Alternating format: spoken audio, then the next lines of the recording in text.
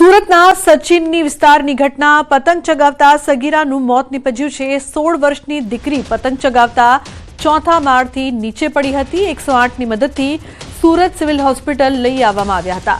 ડોક્ટરોએ ચેક કરીને મૃત જાહેર કરી પીએમ રૂમમાં એની લાશ મૂકવામાં આવી તો તબીબોએ સગીરાને મૃત જાહેર કરી હતી।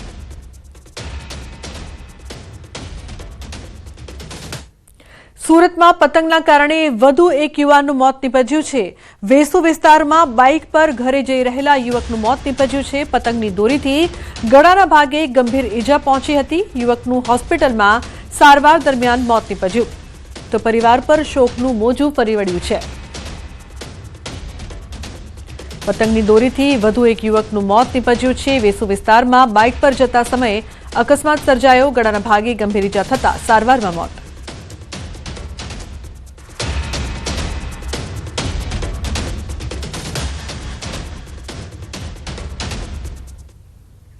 તો બીજી તરફ સુરતના વેડરોડ વિસ્તારમાં અંગત અદાવતમાં હુમલો થયો છે। બે યુવકો પર ચપ્પુ વડે હુમલો કરવામાં આવ્યો છે।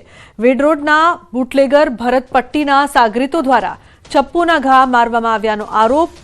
હાલ નિલેશ રાઠોડ મહાવીર હોસ્પિટલમાં દાખલ છે તો ચોક બજાર પોલીસે તપાસ આરંભી છે।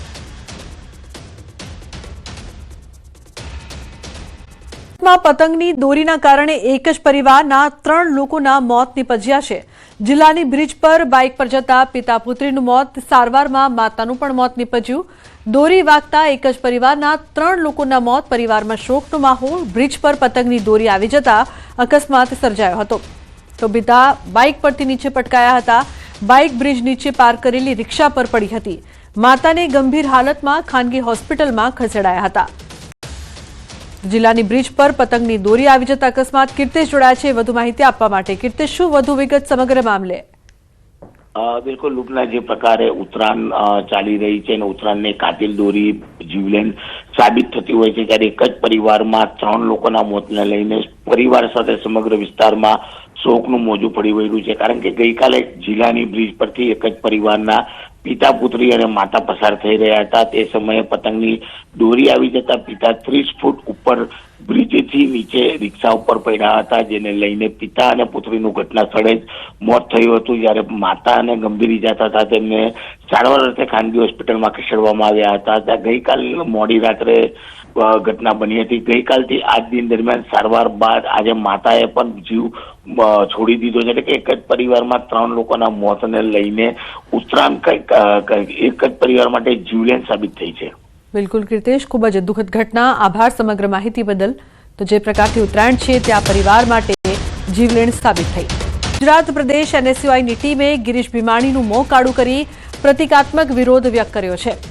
એનએસયુઆઈના કાર્યકરોનો આક્ષેપ છે કે કોલેજ ટૂર દરમિયાન ગિરીશ ભીમાણી દ્વારા એક વિદ્યાર્થીની સાથે છેડતી કરવામાં આવી હતી, જેને લઈને કડક કાર્યવાહીની માંગ કરવામાં આવી હતી। એનએસયુઆઈએ રાજકોટમાં ગિરીશ ભીમાણી વિરુદ્ધ ઉગ્ર સૂત્રોચ્ચાર કર્યા હતા તેમજ તેમનું પૂતળું દહન કરીને વિરોધ પ્રદર્શન પણ કર્યું હતું। તો પૂર્વ કુલપતિ ગિરીશ ભીમાણી વિરુદ્ધ પ્રદર્શન કરવામાં આવ્યું છે। સાથે જ વિરોધ વ્યક્ત કરવાની સાથે વિદ્યાર્થીની સાથે છેડતી કર્યાનો એનએસયુઆઈનો ગંભીર આક્ષેપ છે। એનએસયુઆઈ દ્વારા ઉગ્ર વિરોધ પ્રદર્શન પણ કરવામાં આવ્યું છે। તો સૌરાષ્ટ્ર યુનિવર્સિટી પૂર્વ કુલપતિ વિરુદ્ધ પ્રદર્શન કરવામાં આવી રહ્યું છે।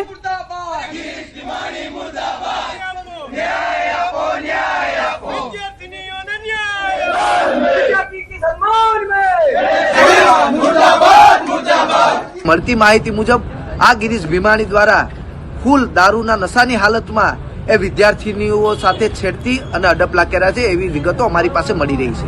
ત્યારે ગુજરાત એનએસયુઆઈ દ્વારા આજે જે સંસ્થા સાથે જોડાયેલા છે, પોતાની કોલેજ છે, એ કોલેજની બહાર ગિરીશ ભીમાણીનું પુતળું બાળી અને આજે એનએસયુઆઈ દ્વારા વિરોધ પ્રદર્શન કરી રહ્યા છે। અંકિત જોડાયા છે ફોન લાઈન પર વધુ માહિતી આપવા માટે। અંકિત, જે પ્રકારથી પૂર્વ કુલપતિ ગિરીશ ભીમાણી વિરુદ્ધ જે ગંભીર આક્ષેપ છે અને વિરોધ પણ કરવામાં આવ્યો છે, શું માહિતી, શું અપડેટ? ચોક્કસ લુબના વાત કરવામાં આવે તો ગિરીશ ભીમાણી કે જેઓ સૌરાષ્ટ્ર યુનિવર્સિટીના પૂર્વ કુલપતિ છે અને સાથોસાથ તેઓ થોડાક સમય પૂર્વે જે અમરેલીની જે જિલ્લા વિદ્યાસભા આવેલી છે તેના નિયામક તરીકે ફરજ બજાવતા હતા। જો કે 13 જાન્યુઆરી 2026ના રોજ તેમને પોતાના ફરજ ઉપરથી મુક્ત કરવામાં આવ્યા છે। ખાસ કરીને વાત કરવામાં તો NSUI દ્વારા આજરોજ રાજકોટ શહેરના યુનિવર્સિટી રોડ ઉપર જે ગિરીશ ભીમાણીની જે માતૃ મંદિર કોલેજ આવેલી છે ત્યાં કોલેજની બહાર ઉગ્ર સૂત્રોચ્ચાર કરવામાં આવ્યા હતા। સાથોસાથ વાત કરવામાં આવે તો ગિરીશ ભીમાણીની જે ચેમ્બર છે તેમની અંદર ધરણા પણ કરવામાં આવ્યા હતા। સાથોસાથ ગંગાજળ છાંટીને ગિરીશ ભીમાણી છે તેમના મોઢા ઉપર શાહી ફેંકીને તેમનું મોઢું છે તે કાળું કરવામાં આવ્યું હતું। ગિરીશ ભીમાણીની જો વાત કરવામાં આવે તો તાજેતરમાં જે અમરેલી જિલ્લા વિદ્યાસભાની જે વિદ્યાર્થીઓની જે ટૂર હતી તે આબુ ખાતે ગઈ હતી ને ત્યારે આબુ ખાતે પ્રવાસમાં ગયેલી 10 જેટલી વિદ્યાર્થીનીઓ સાથે અણછાજતું જે વર્તન છે તે નશાની હાલતમાં ગિરીશ ભીમાણી દ્વારા છે તે કરવામાં આવ્યું હતું અને વિદ્યાર્થીનીઓ સાથે છેડતી છે તે કરવામાં આવી હતી અને સમગ્ર મામલો છે તે ABVP સુધી પહોંચ્યો હતો। ત્યારે ABVP દ્વારા છે તે સમગ્ર મામલો છે તે ઉજાગર કરવામાં આવ્યો હતો। ત્યારે સમગ્ર મામલે અમરેલી સિટી પોલીસ સ્ટેશનના જે PI છે તેમનું પણ DK વાઘેલા તેમનું પણ નિવેદન સામે આવ્યું છે કે જો કોઈ લેખિત છે તો 0 નંબરથી જે ફરિયાદ છે તે નોંધવામાં આવશે અને ફરિયાદ છે તે આબુ પોલીસને ફોરવર્ડ છે તે કરવામાં આવશે। જી